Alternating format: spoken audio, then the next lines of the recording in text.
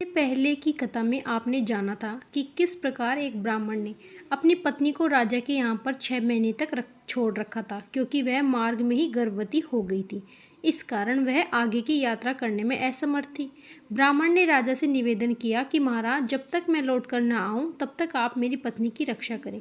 तब ब्राह्मण की बात सुनकर राजा ने 6 महीने के लिए चावल और धन देकर ब्राह्मणी के लिए अंतपुर में एक घर दिया और उधर अपनी पत्नी को राजा के यहाँ रखकर ब्राह्मण प्रसन्नतापूर्वक गंगा स्नान के लिए चले गए। लेकिन इस बीच उन्हें 6 मास से ज़्यादा का समय लग गया। ब्राह्मण की पत्नी बहुत स्वाभिमानी थी। राजा ने तो केवल 6 महीने तक ही अनाज दिया था। 6 महीने समाप्त होने के बाद जब अनाज समाप्त हो गया तब स्वाभिमानी ब्राह्मणी ने राजा के यहाँ जाकर दोबारा से अनाज के लिए प्रार्थना ही नहीं की, जिस कारण अनाज के अभाव में वह भूख प्यास से तड़प तड़प कर मर गई। उधर राजा इस बात को भूल ही चुके थे कि उन्होंने एक ब्राह्मण की पत्नी को अंतपुर में स्थान दे रखा है। इस कथा को आप विस्तार पूर्वक इससे पहले के अध्याय में सुन सकते हैं। जब ब्राह्मण राजा के पास आए और उन्होंने अपनी पत्नी को वापस मांगा, तब राजा ने जाकर देखा कि ब्राह्मणी तो मर गई और वह मरकर सूख गई थी। तब वह भगवान श्रीनिवास की शरण में गए और भगवान श्रीनिवास ने उन्हें प्रार्थना की। तब भगवान श्रीनिवास के वचन सुनकर राजा अपने नगर में गए और सुंदर सुंदर डोलियों में अपनी रानियों को और एक डोली में मरी हुई ब्राह्मणी को भी बिठाकर वह ब्राह्मण को आगे करके वहां से भगवान का दर्शन करने के लिए चल दिए। इतने में सरोवर पर पहुंचकर राजा ने उन सभी स्त्रियों को स्नान करने की आज्ञा दी। उनकी रानियों ने अस्थि चर्म विशिष्ट ब्राह्मणों को भी सरोवर में डाल दिया। फिर तो वह जी उठी। उसके शरीर के सभी चिन्ह पहले की तरह प्रकट हो गए। इसके बाद वह मंगलमय ब्राह्मणी रानियों के साथ स्नान कर सरोवर से बाहर आई और तीर्थ यात्रा से पुनः लौटे हुए अपने पति ब्राह्मण देवता से बड़ी प्रसन्नता से मिली। राजा ने भगवान की पूजा करके ब्राह्मण को धन दिया, 1000 स्वर्ण मुद्रा और तरह तरह के वस्त्र देकर स्वदेश जाने के लिए उन ब्राह्मण दंपति को सादर विदा कर दिया। ब्राह्मण ने जब अपनी स्त्री का समाचार और भगवान वेंकटेश्वर का प्रभाव सुना, तब राजा को शुभ आशीर्वाद देकर अपने देश को प्रस्थान किया। और फिर एक दिन उन्होंने देखा कि भगवान के ऊपर मिट्टी का बना हुआ तुलसी पुष्प चढ़ा हुआ है। इससे हैरान होकर राजा ने पूछा कि भगवान, यह मिट्टी के कमल और तुलसी पुष्प चढ़ाकर कौन आपकी पूजा किया करता है? उनके इस प्रकार पूछने पर देवादिदेव भगवान ने स्मरण करके कहा कि राजन, मेरा एक भक्त कुमार है जो कुर्म ग्राम निवास में रहता है। वह अपने घर में मेरी पूजा करता है और मैं उसे स्वीकार भी कर लेता हूँ। भगवान की यह बात सुनकर राजा उस कुमार को देखने के लिए चले गए और कुरमपुर में जाकर उसने घर पहुँच गए।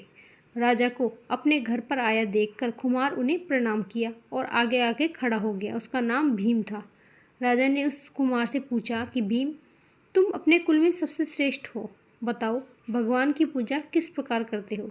उनके पूछने पर भीम ने कहा कि महाराज, मैं तो कोई पूजा नहीं जानता। भला आपसे किसने कह दिया कि कुमार पूजा करता है? तब तोंडमान बोले कि खुद भगवान श्रीनिवास ने तुम्हारे पूजन की बात कही है। राजा की बात सुनकर कुमार को पूर्व काल में दिए हुए भगवान के वरदान का स्मरण हो आया। तब वह कहने लगा कि महाराज, बहुत पहले भगवान वेंकटेश्वर ने मुझे यह वरदान दिया है कि जब तुम्हारी की हुई पूजा प्रकाशित हो जाएगी तब राजा तोंडमान तुम्हारे द्वार पर आएंगे और उनके साथ तुम्हारा वार्तालाप होगा, तब तुम्हें मोक्ष प्राप्त हो जाएगा। ऐसा कहकर पत्नी सहित कुमार ने वहां आए और उस दिव्य विमान को और उस पर बैठे हुए भगवान जनार्दन को देखकर उन्हें प्रणाम करते हुए तुरंत ही प्राण त्याग दिए और राजाधिराज तोंडमान के देखते ही देखते विमान पर बैठकर दिव्य रूप धारण करके दिव्य रूप धारणी पत्नी के साथ ही वह भगवान विष्णु के परम धाम को चला गया। इसके आगे अभिमन्यु के पुत्र राजा परीक्षित धर्म के अनुसार इस पृथ्वी का पालन करते हुए हस्तिनापुर में रहा करते थे। एक समय वे मृग्या में अनुरक्त होकर वन में घूम रहे थे। उस समय उनकी अवस्था 60 वर्ष की हो गई। भूख प्यास से पीड़ित थे और घूमते घूमते उन्होंने एक ध्यान मग्न मुनि को देखकर पूछा कि मुनि, मैंने इस समय वन में अपने बाण से एक मृग को घायल किया है। वह भय से कातर होकर कहीं भाग गया। क्या आपने उसे देखा? मुनि की समाधि लग गई। उन्होंने मौन रहने का व्रत भी ले रखा था। इस कारण मुनि ने राजा को कोई उत्तर भी नहीं दिया। तब राजा ने क्रोधित होकर एक मरे हुए सांप को धनुष से उठाकर मुनि के कंधे पर रख दिया। अपने नगर को चले गए। मुनि के एक पुत्र था जिसका नाम श्रृंगी रखा गया था। श्रृंगी के कृष्ण नाम वाला कोई द्विजश्रेष्ठ मित्र था। उसने विवाद में अपने संगी से व्यंग्यपूर्वक कहा कि तुम्हारे पिता इस समय मरा हुआ सांप कंधे पर ढो रहे हैं। तुम बहुत घमंड मत दिखाया करो, मेरे आगे यह व्यर्थ क्रोध मत किया करो। यह सुनकर संगी कुपित हो गया और शाप देते हुए बोला कि जिस मूर्ख मनुष्य ने मेरे पिता के कंधे पर मरा हुआ यह सांप रख दिया, वह 7वें दिन तक्षक नाग के काटने पर मृत्यु को प्राप्त हो जाएगा। इस प्रकार उस मुनि ने कुमार ने उत्तरानंदन परीक्षित को श्राप दे डाला। उसके पिता शमीक मुनि ने जब यह सुना कि मेरे पुत्र ने राजा को श्राप दिया, तब वे हैरान हुए। पुत्र से बोले, समस्त लोगों की रक्षा करने वाले राजा को तूने श्राप दिया। राजा के न रहने पर हम लोग संसार में सुखपूर्वक भला कैसे रहेंगे। क्रोध से पाप तोड़ता है और दया से सुख मिलता है। जो मनुष्य मन में आए क्रोध को क्षमा से शांत कर देता है, वह इस लोक और परलोक में सुख का भागी होता है। क्षमा युक्त मनुष्य ही उत्तम श्रेय प्राप्त करता है। पुत्र को इस प्रकार समझाकर शमीक ने दोरमुख नामक वाले शिष्य से कहा कि वत्स, तुम जाकर राजा परीक्षित से मेरे पुत्र के दिए हुए श्राप का वृतांत, जिसके तक्षक नाम के डसने से बात की है, बता दो। महामत, यह बात शीघ्र मेरे पास लौट आना।